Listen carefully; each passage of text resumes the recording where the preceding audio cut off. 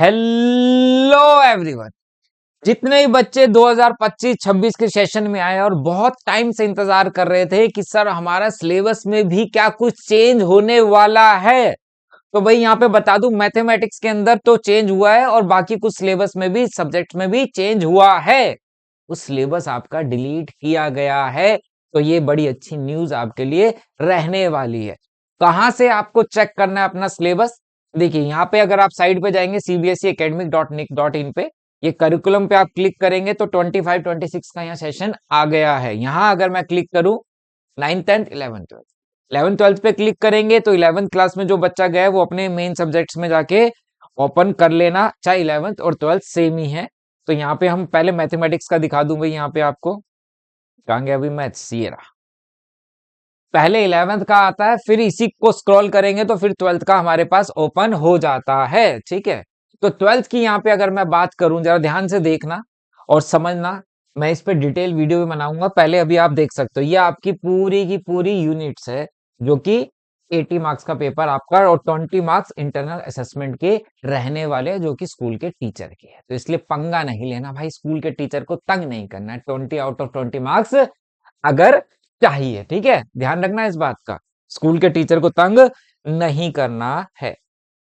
अब बात आती है कि सर पुरानी बुक लूं कि नहीं लूं? भैया नई वाली ले ले, जो पिछले साल आई थी, है ना, उसी को लेना। उससे पुरानी मत लेना, कंफ्यूजन ज्यादा रहेगी क्या पढ़ना है क्या नहीं पढ़ना है। फर्स्ट चैप्टर में जो नई बुक आई है वो बिल्कुल सही है। कहाँ गड़बड़ है उस बुक में? क्योंकि सीबीएसई और एनसीईआरटी में कोई तालमेल तो होता नहीं है, कोई बात नहीं करते आपस में, है ना, अपनी मस्ती में रहते हैं दोनों। भैया मैं तेरे से क्यों बात करूं, तू मेरे से क्यों बात करे, बच्चे जाए भाड़ में। तो इसी का खामियाजा सेकंड चैप्टर में आपको भुगतना पड़ेगा। यहां पे कहता है range domain principal value branch graph चाहिए, आने हैं आपके सिलेबस में। Properties of inverse trigonometry functions की प्रॉपर्टीज के क्वेश्चंस होते थे, वो प्रॉपर्टी हटा दी, मतलब सीबीएसई ने हटा दिया। लेकिन आज भी बहुत सारा पोर्शन उससे मिलता जुलता आपकी एनसीईआरटी में है, जबकि यहां नहीं लिखा है कि यहाँ domain range principal value branch के ही क्वेश्चन है हमारे पास। तो यहाँ पे कंफ्यूजन अभी भी है। तो हमें इसका मतलब नई बुक में वो दिया हुआ है, जबकि सीबीएसई की साइड पे नहीं दिया हुआ, तो हमें वो एक एक्सरसाइज करनी पड़ेगी और कुछ मिसलेनियस में क्वेश्चन है, करके चलेंगे। मैट्रिक्स का सिलेबस बिल्कुल न्यू एनसीईआरटी के अकॉर्डिंग ठीक है, डिटरमिनेंट भी ठीक है, कैलकुलस भी ठीक है, एप्लीकेशन ऑफ डेरिवेटिव भी ठीक है। अब कहाँ चेंज हुआ है यहाँ पे बता दूं, यहाँ पे जरा ध्यान से देखना।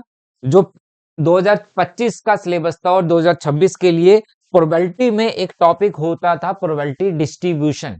लास्ट ईयर था, उससे पहले भी था, लेकिन लास्ट ईयर एनसीईआरटी जो न्यू एनसीईआरटी आई थी उसमें वो टॉपिक नहीं था, लेकिन सीबीएसई के सर्कुलर में था। मैंने बोला ना अपने में ही रहते हैं ये।